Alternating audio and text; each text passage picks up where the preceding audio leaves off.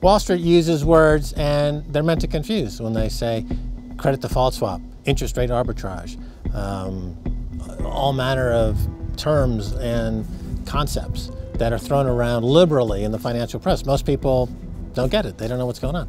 So we try to demystify that.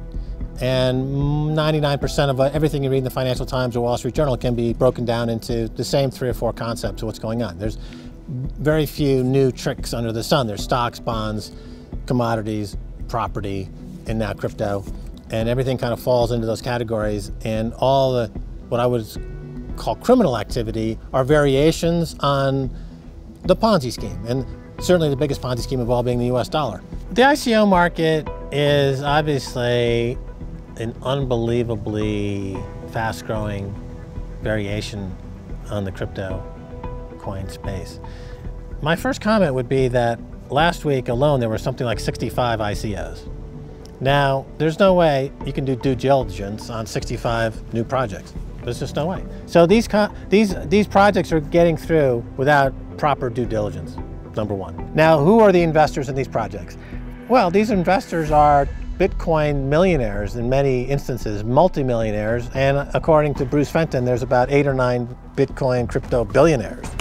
So these people have money that they're putting in ICOs to expand the ecosystem, and it's their prerogative to do so. I don't think it makes any sense for a government to come in and say, these crypto millionaires and multimillionaires should not avail themselves to these ICOs. You know, I think they should have access to these ICOs, but it's dovetailing, you know, it's a complicated issue because it's dovetailing now a crackdown on crypto in regions like China. So they're going after the ICO market as a stalking horse and saying, well, this is clearly messed up for the reasons I just gave. So now we're going to work backwards and say those ICO markets, you can't do due diligence on all those. And then, oh, let's look at, now let's look at crypto. Let's look at Bitcoin. Let's look at the exchanges. So they're using it as a way in.